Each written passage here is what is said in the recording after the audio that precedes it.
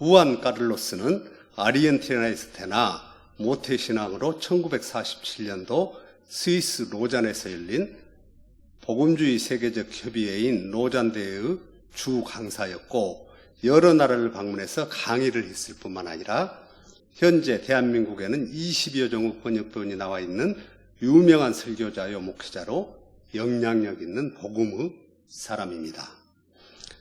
스페인어를 사용하는 제3세계의 장벽을 넘어서 미국과 동남아뿐만 아니라 세계 각국의 국회, 대학, 신학교를 비롯하여 수많은 교회의 초청을 받아 강연을 했습니다.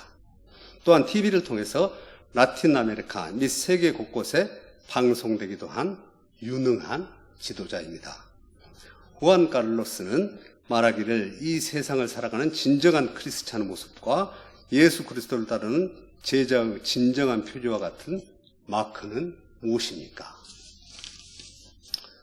후안 까를로스는 진정한 신자입니까? 라는 책과 제자입니까? 라는 책 속에서 5가지를 말씀합니다. PPT를 잠시 보시겠습니다. 기쁨의 삶을 살고 있는가? 생명력이 있는 복음의 삶을 살고 있는가?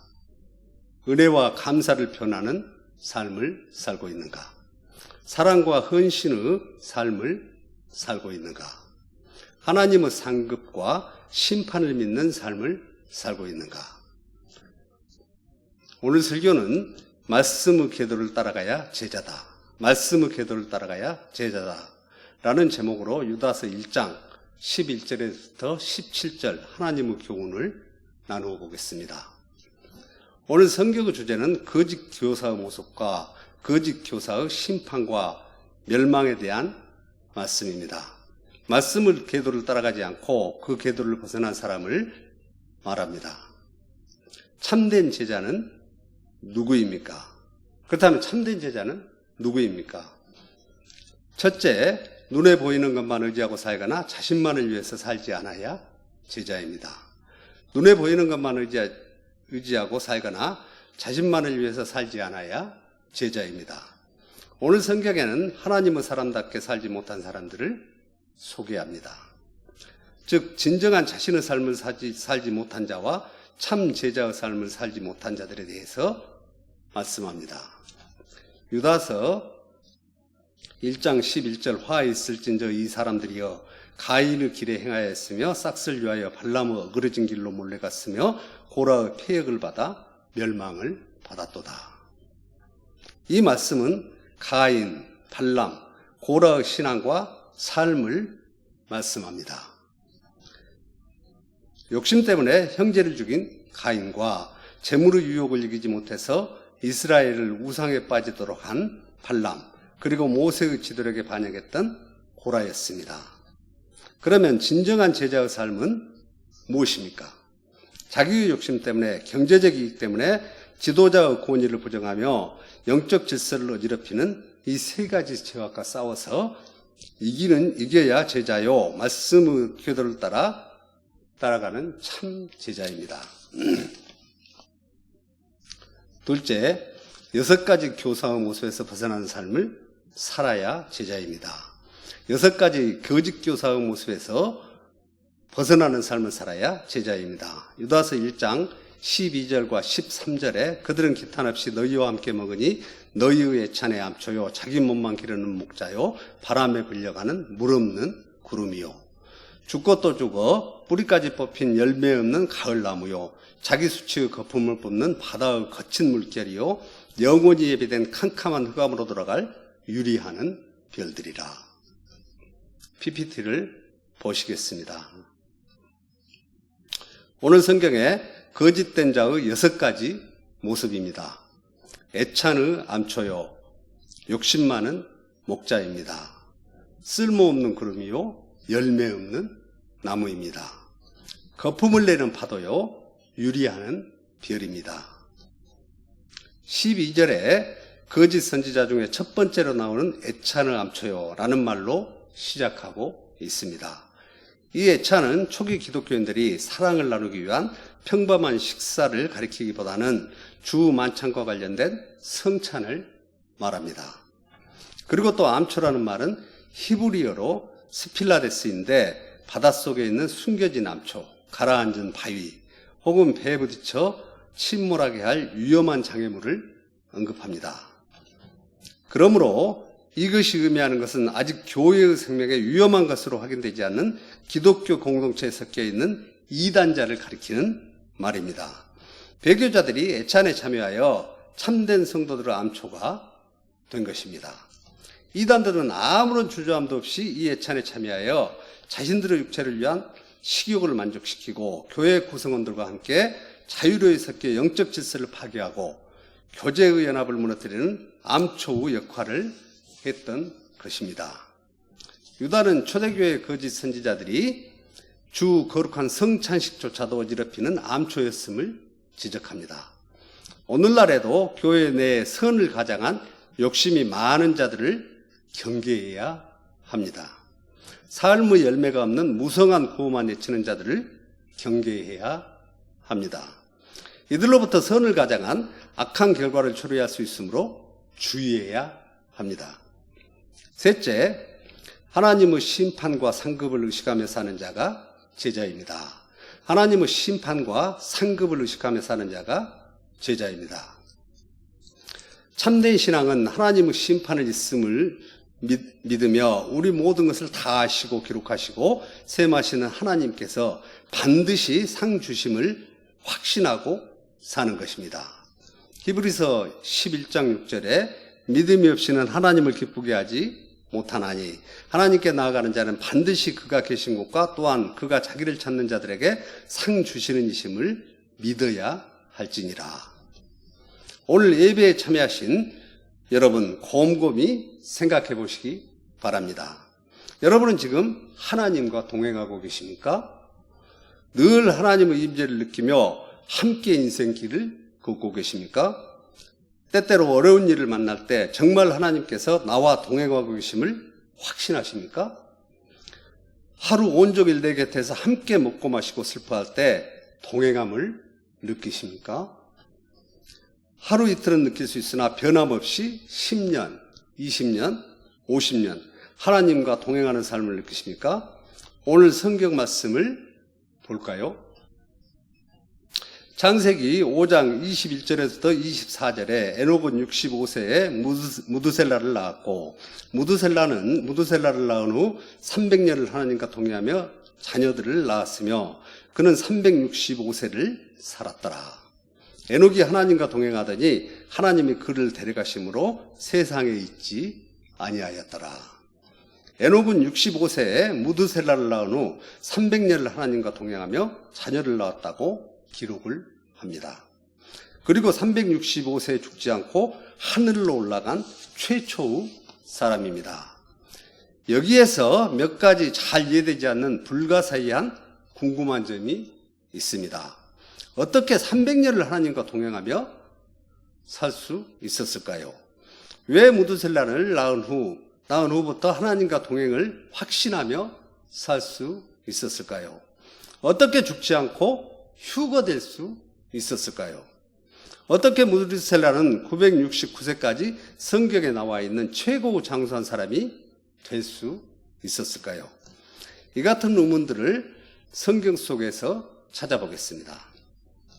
창세기 5장 27절에 그는 969세를 살고 죽었더라. 성경의 장수 무대 참편은 969살의 무드셀라였는데 그 이유는 무엇이었을까요? 무드셀라 이름의 뜻은 죽는 것과 보내는 것을 뜻하는 히브리어입니다. 진정한 뜻의 의미는 그가 죽으면 심판이 온다는 뜻입니다. 성경에 하나님께서는 선택받은 사람들에게 자녀를 주실 때 이름을 지어주시는 경우가 여러 번 등장합니다. 예수님이 태어나기 전 예수라는 이름의 의미는 내 백성을 죄에서 구원할 자라는 이름을 미리 지어주셨습니다. 어느 날 에녹을 하나님이 부르시고 내가 아들을 낳을 것인데 그 이름을 무드셀라라 하라. 그 뜻은 그가 죽으면 심판이 온다는 뜻이라. 이렇게 말씀하셨을 것입니다. 에녹은 무드셀라를 보면서 이 아이가 죽으면 이 세상에 심판이 있을 것이라 늘 생각하고 늘 예의주시했을 것입니다. 예를 들어 일상생활 속에서 무드셀라가 열이 나고 잠을 이루지 못할 때 마음이 어떠했을까요? 이 아이가 죽으면 심판이 있을 텐데 이 같은 영적인 긴박감은 에녹을 회개의 자리로 불러내서 눈물로 회개하며 중보기도 했을 것입니다. 정말로 무드셀라가 죽은 후에 심판이 있었을까요? 에녹은 65세에 무드셀라를 낳고 365세에 죽었습니다. 무드셀라는 187세에 라멕을 낳고 969세에 죽었습니다. 라멕은 182세에 노아를 낳고 노아가 태어났을 때 무드셀라의 나이는 396세였습니다. 노아는 600세에 죽었습니다. 성경의 말씀을 그대로 우리는 이 말씀 속에서 깊이 생각해야 될 것이 있습니다. 무드셀라가 라멕을 낳았을 때 187세, 라멕이 노아를 낳았을 때 182세, 이걸 합치면은 369세, 무드셀라 나이가 369세 때였습니다. 그리고 노아가 600세, 이걸 합치면 969세가 되는 것입니다. 무드셀라가 죽었을 때 969세, 그때 노아의 나이는 600세였고 성경 창세기 7장 11절에 홍수 심판이 일어났습니다. 하나님의 심판과 하나님의 상급을 믿고 살아갈 때 하나님의 동행하심을 느낄 수 있습니다. 왜 하나님은 무드셀라를 969세까지 살게 하셨을까요? 심판을 계속 뒤로 미루시면서 사람들이 하나님을 믿도록 기다리셨습니다. 오늘 신약의 성경 속에 나타난 하나님의 마음을 살펴보겠습니다. 베드로후서 3장 9절에 주 약속은 어떤 이들이 더디다고 생각하는 것 같이 더딘 것이 아니라 오직 주께서는 너희를 대하여 오래 참으사 아무도 멸망하지 아니하고 다 회개하게 이르기를 원하시느니라. 하나님의 마음은 긴 고통 속에 참고 기다리면서 속타는 심정으로 탕자를 기다리는 아버지의 마음입니다. 꼭 돌아와야 하는 자식을 문 열어놓고 기다리시는 어머니의 마음과 같습니다. 오래 참음, NIV 성경의 길고 긴 고통은 long suffering입니다. 긴 고통 속에서 구원받을 사람을 기다리십니다.